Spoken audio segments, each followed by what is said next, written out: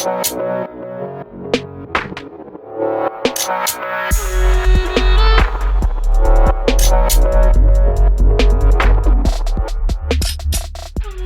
right, and we're back with episode 2 of our quarantine conversations. I'm Wes Mitchell, Gamecock Central, joined today by a very special guest, former Gamecock, Moe Brown. I'm sure most of you don't know this, but Moe was actually, and Moe, I don't know if you remember this or not, you were the first person that I ever interviewed in my entire, I do know that.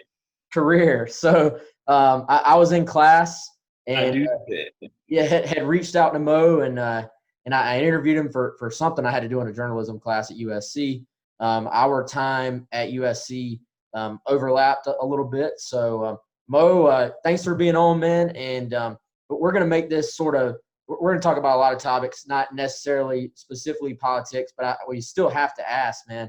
Obviously, you're running for Congress. What was it about politics and leadership and stuff like that made you make this obviously big decision to run for Congress? And I guess, what do you, just generally speaking, want to accomplish with that decision, man? Yeah. Well. First, thanks for having me on, Wes. And I do recall that I was your first interview, and it seems like we've continued to grow our professional careers kind of parallel here. So it's great to see you still doing well and with Gamecock Central, and you're definitely a dear friend to me. And so I'm glad that we get to do another interview as I go into a new phase in my life, and I think it's appropriate. So it was funny when we was talking and you text me about doing this, I kind of laughed, said, dang, the universe aligning again. Here's Wes and I. So definitely appreciate being here and getting the opportunity to share a little bit of me and my story with Gamecock, the Gamecock Nation. So thanks.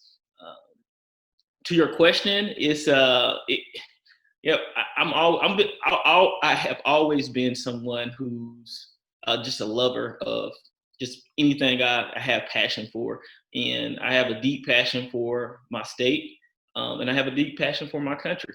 And I was just looking at the lay of the land and seeing primarily the division that we have in a country that's surrounded by our individual perspective on what this country should be. And I just felt that we were missing the point of what America is. And America's strength is our diversity in ideals and thoughts, and then working on being better inclusive of us going towards that more perfect union. And so just like everything I've approached in my life, and being a little small town country boy who has fought for everything I've been able to get, I decided to roll up my sleeves and fight for my country, fight for unity in the United States of America, and do my part to do so. What I hope to accomplish is exactly that, get back to understanding that discourse is essential, is one of the cornerstones of what we believe our country to be. So being able to hear people's perspective without feeling like you have to conflict over it, instead of explore it,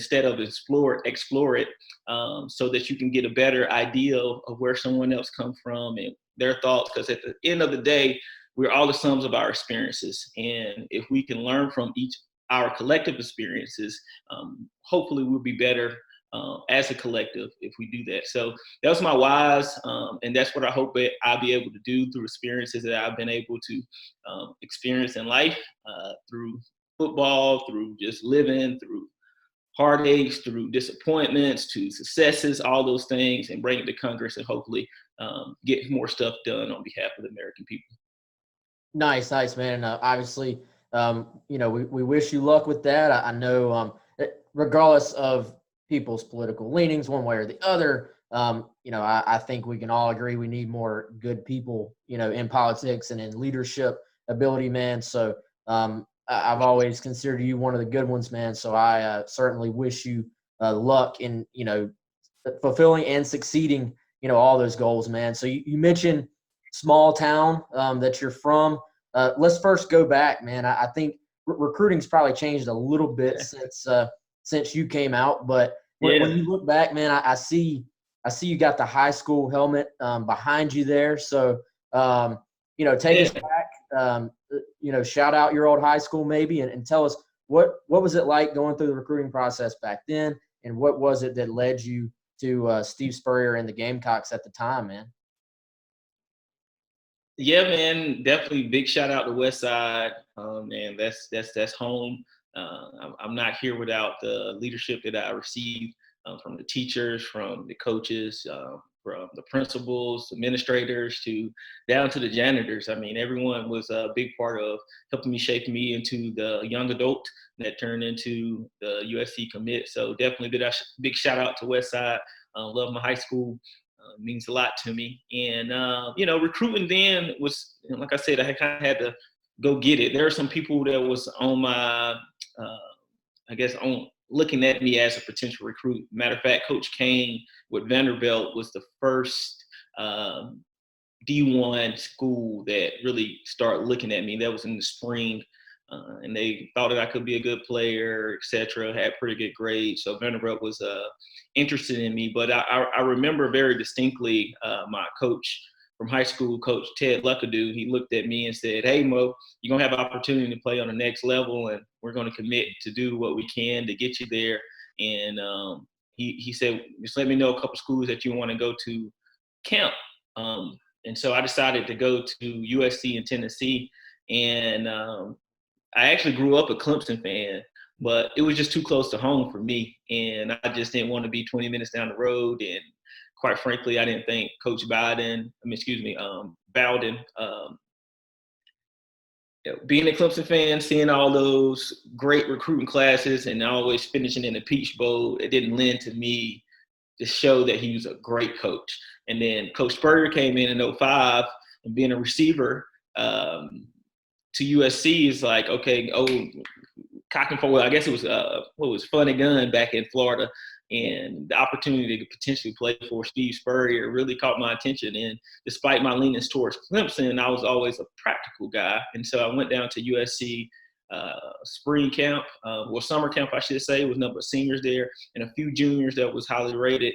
And I showed out. I just had a really good day. And it was about 45 minutes into it, we had a break, and Steve Spurrier Jr. came up to me after that first session and offered me a scholarship that day. And a couple of weeks later, I ended up committing to USC because I just felt like it was the right fit. So I know, and I actually pulled up some of your old highlights on YouTube, man. I know the thing with Moe Brown, even going back to high school, was the speed, man. So as I'm watching these highlights, Mo, what is the fastest that 40-yard dash? What's the fastest that 2006, 2007, 2008 Moe Brown ran? And most importantly, what does Moe Brown 2020 have on Moe Brown back then, man? How fast are we today? And how badly would 2006 That's a great question, man. Great questions. I don't really tell people. I don't tell people the fastest time I ever ran, just because people just won't believe it. I just don't do it.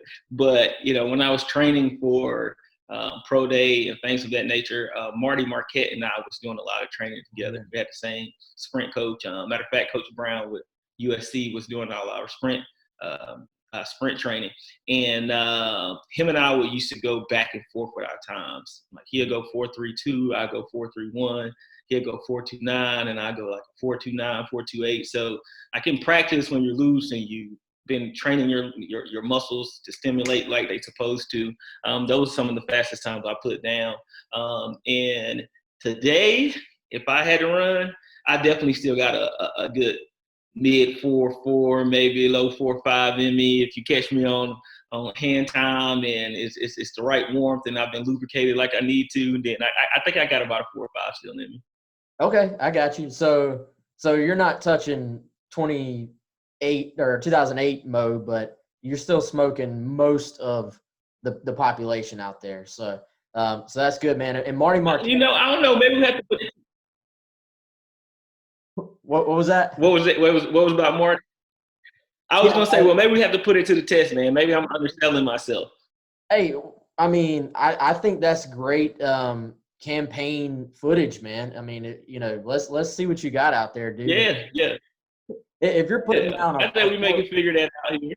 Yeah, if you're putting down a 4.5, many years after your playing career, then that's way faster than most, man. And I was going to say, Marty, to continue like the small world, which one thing I've learned, sort of being in the media, but I try not to be like that media guy. Like I have always tried to treat the players like, like people as opposed to football players. I think sometimes people lose that aspect of it, but I've learned that the Right. networking within like the sports world, it's such a small world, man. And you find that if you know one person, they know this person, and it's connections from all over the country that sort of build up. And Yep. For it's sure. really pretty amazing to kind of be a small part of that. And Marty is actually a York High School grad, which is where I graduated from. So Oh wow. Yeah. yeah, so it's all, everything's connected, man. And Marty, I remember in high school was an absolute speedster and was like a track guy as well. And then I think walked on at Carolina, but then I mean, Yeah. by the end, Marty was I think the 2010 game in the swamp where Carolina won the SEC East or locked up the East. I think Marty started at cornerback, in one of the biggest Yeah. school He history. start. He Yeah, started in multiple games. Marty worked his tail off to get the position that he was in, and he made plays, man. And he had hearts big as this whole room that I'm sitting in right now. I had a lot of respect and do have a lot of respect for Marty and his plight to become a starting corner. And we had a lot of great corners on our team. It wasn't like we had some slouches playing that position, and he definitely earned every single second that he was on the field. And when he was on the field, he made plays for the most part. So absolutely, Marty was a great addition to our team, and we stole him from the track team and got him on the football team, and we were better for it for sure. yeah, that was a good move, getting him over there on the gridiron. So let's go back, man. You played. I looked it up to jog my memory. It was 2006, 7, 8, 9, I believe, correct? And Over so 10 years ago, man. I'm getting yeah, old. 10 full years ago. Yeah, Right 10 real now. years. Yeah. But so you were playing sort of beginning part of the Spurrier era. Yep. Spurrier era started in 05, so you're year two, and you're right there when the program was sort of on the precipice of like taking that next step, and a part of the building blocks of that. What was it like? I guess first of all, just playing for Steve Spurrier, the legend. Steve Spurrier's name speaks for itself, but what was it like being around Steve Spurrier on just a day-to-day basis and having probably no idea what's going to come out of this man's mouth? Yeah, yeah, yeah. I mean, the thing about playing for Steve Spurrier is that, I think any player that's played for him would tell you this, is that he was a perfectionist, and he wanted you to be so detail oriented and understand that everything had a meaning forward. If you run a route at 12 yards, you run it at 12 yards every single time, unless you're rerouted for certain reasons. But it's because of timing and understanding that if you get the timing correctly, that you can almost throw the ball with your eyes closed, because you see the coverage, you know the route, you know the timing, and you know the mechanics. And so just his attention to detail and his desire to be a perfectionist, I think rubbed off on all of us. And at times, I think it frustrated him because he saw things so easily. And it's like, if you do it this way, if you execute, then you're going to get this result. And when we didn't do it for whatever reason was, I think that's where most of his frustration came. He wasn't much of a yeller. He didn't really raise his voice a ton.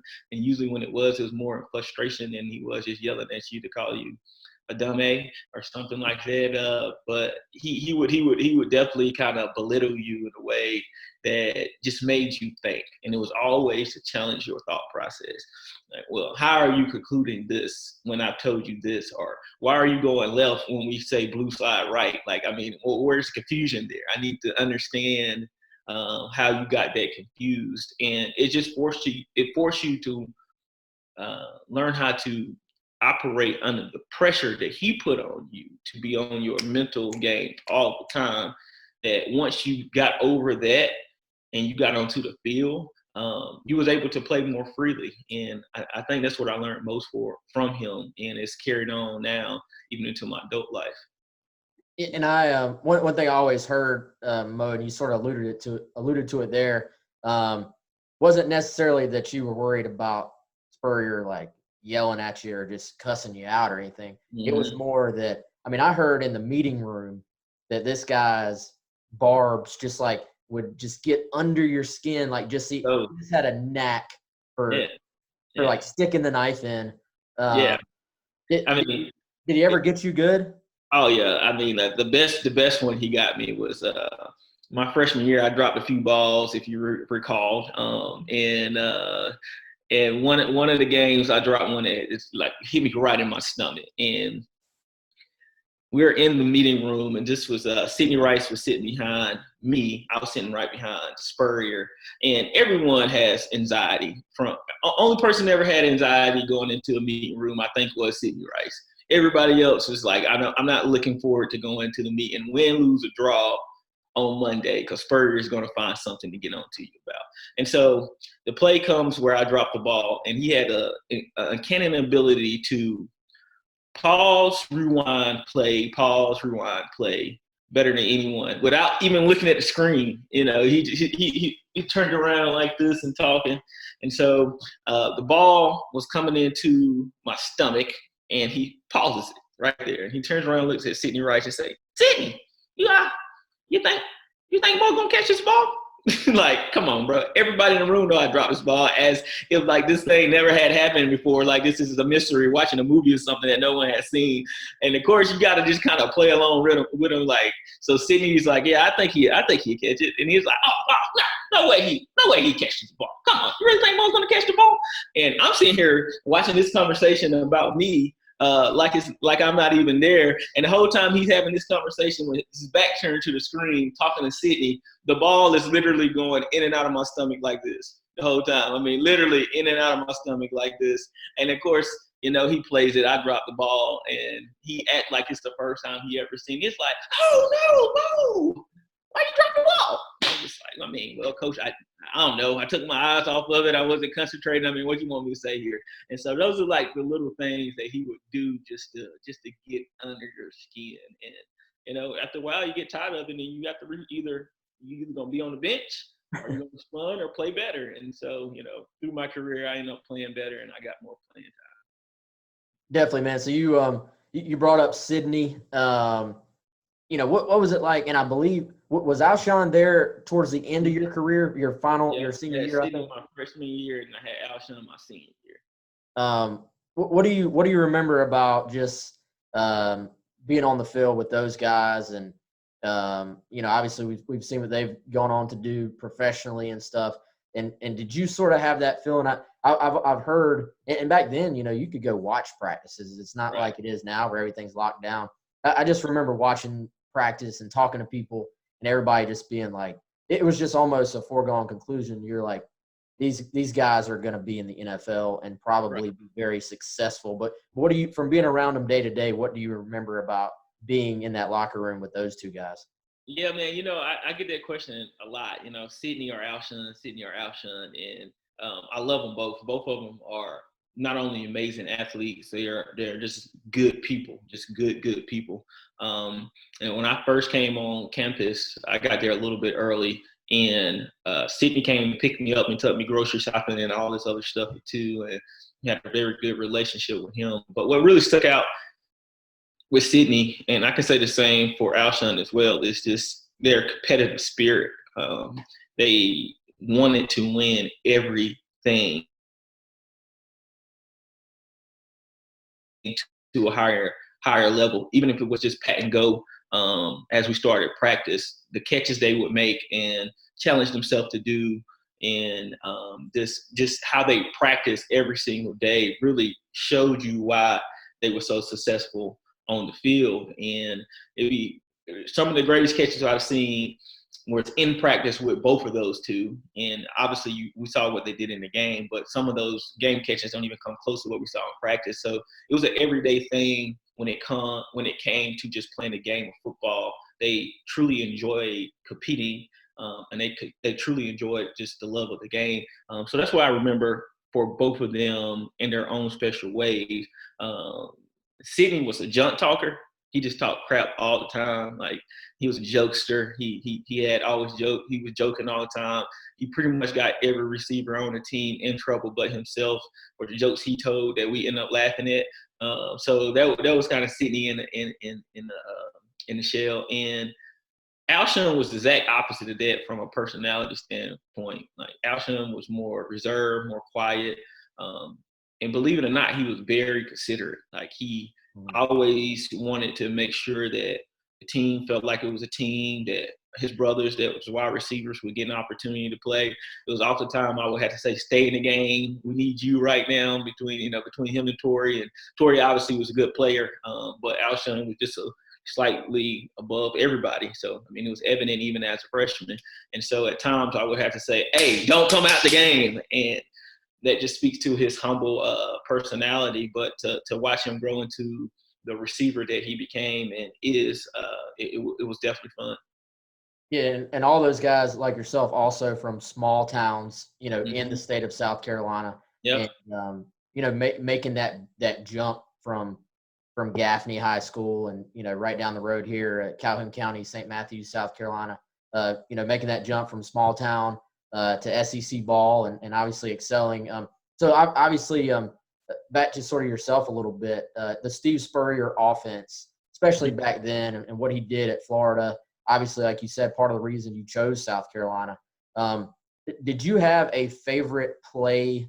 I don't mean necessarily like a play that you made in a game. I mean like a favorite play to run, like a play call within the scheme. Was there a play that that maybe it always hit when it got called? And what was the actual play call for it? And tell us what you did on the play.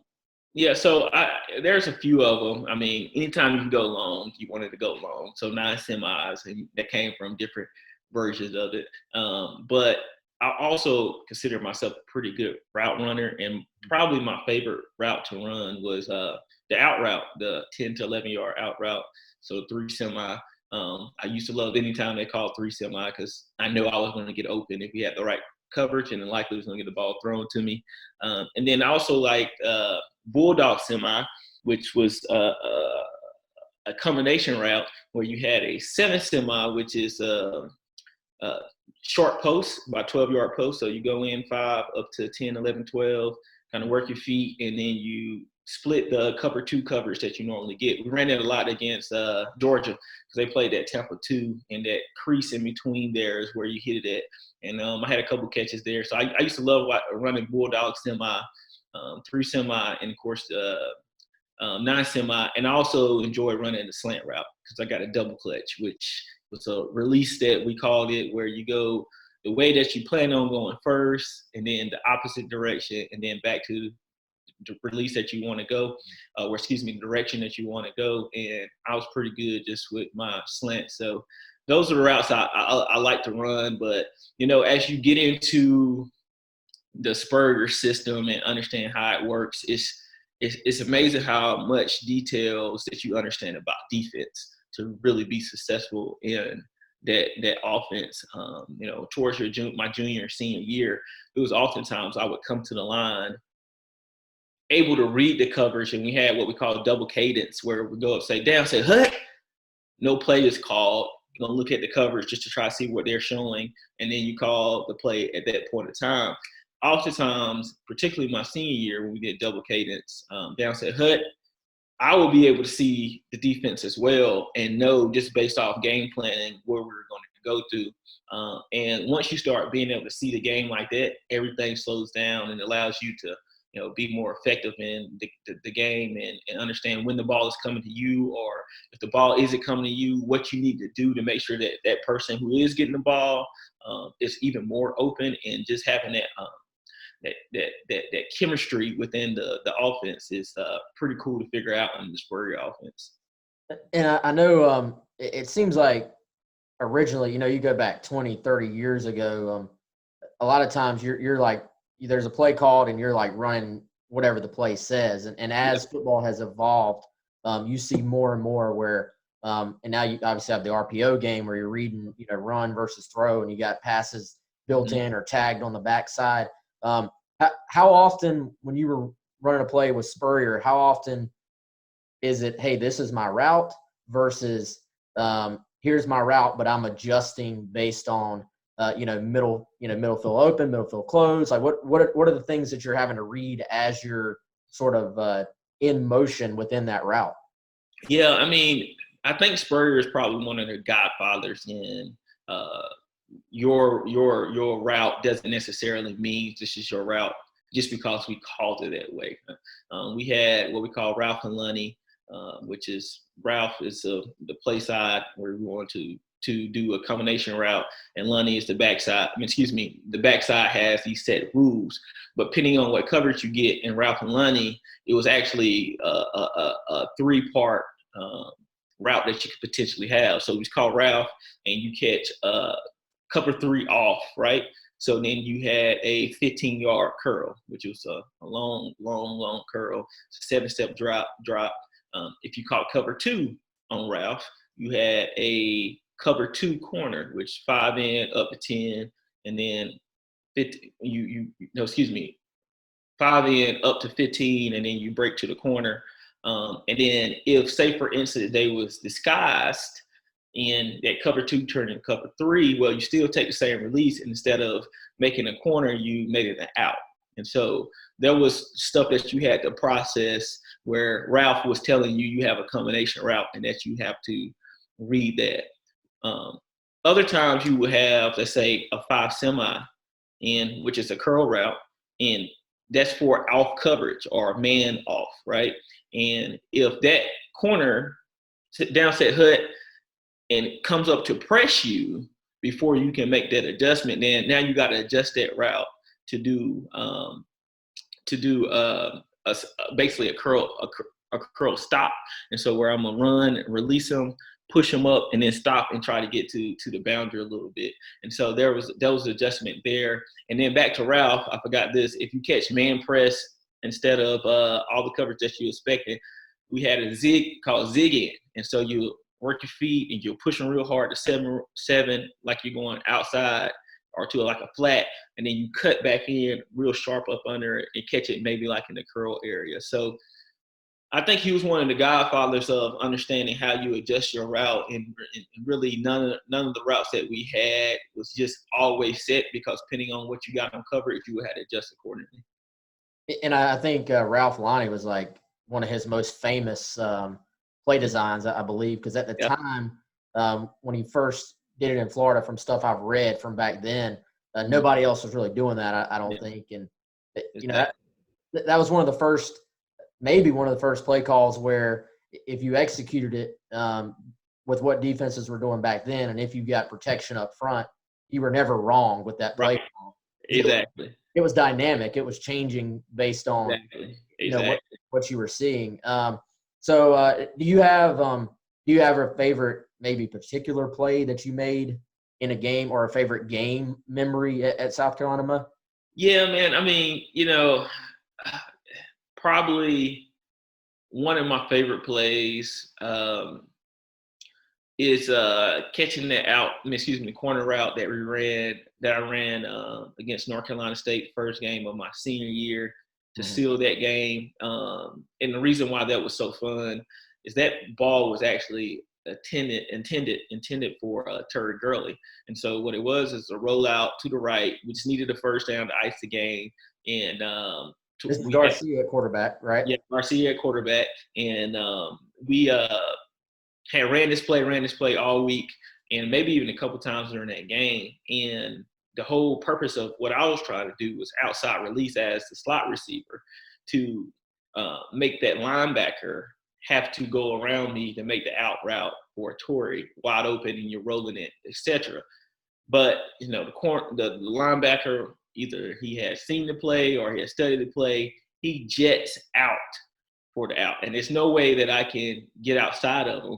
But so I'm reading it out, and as I'm reading it out, I see that the safety is not playing his cover two responsibility, and I just run my route, and I'm thinking the whole time, I hope Garcia sees me because I'm wide. open. And he throws the ball, and it's kind of high. I had to go up and get it dropped. And then I get up, and of course, that's the end of the game. You kind of showboat a little bit, but not showboat. And I distinctly remember Melvin Ingram being right in front of my face, like, like this. And pretty much that was the end of the game. I don't know why I like that play so much. I think because it was just so many things that was moving. It wasn't planned. We just played football, and we ended up getting the win because of it. So that was pretty cool. Favorite game probably was one that we actually ended in the loss, but me personally, just because I had such a good game, was Georgia 08 when we played them at William Bryce, and it was like 92 degrees. There's a lot of backstory behind that because the week before we played against Vanderbilt, and Kenny had pulled his hamstring in that game. I also sprung my MCL in that game. Pat DeMarco had to go block one of those linebackers or safety that I had no business trying to block. And Pat DeMarco met me at the same time that I was meeting him, and he hit my leg, which ended up basically spraining my MCL. And it was just one of those situations where I knew that I could not sit out the game due to the fact that Kenny was out, and if we wanted to win, like, we had to play. So they ended up putting a brace on me, and I got back in the game. I played like crap the rest of the game, but I tried. And then the following week, because of my leg or whatever you want to have it, I was not starting, and they had Joe Hills. But I had been telling myself, I'm going to have a good game, have a good game. I don't care where my position is. We're going to beat Georgia. And I ended up catching 7 balls for 130 yards, caught my first touchdown right there in the student section. And, we should have won that game, but we ended up losing 13-7 against the number 2 team in the country. So that's definitely one of my funnest memories. Yeah, was that like a go ball, like a go route, a fade route that you caught? Yeah, actually that was steamers, which is basically another one of those read routes for the wide receiver. And but we knew they was going to play that Tampa 2, and that if I had that outside release, which they were not forcing me inside all game. When we seen it, Spurrier called a timeout and said, Mo, go up the sideline, Smelly, hit him on this go route. And so Smelly did a really good job of holding the safety and then looking down and hit me on the steamers, and that was a good touchdown.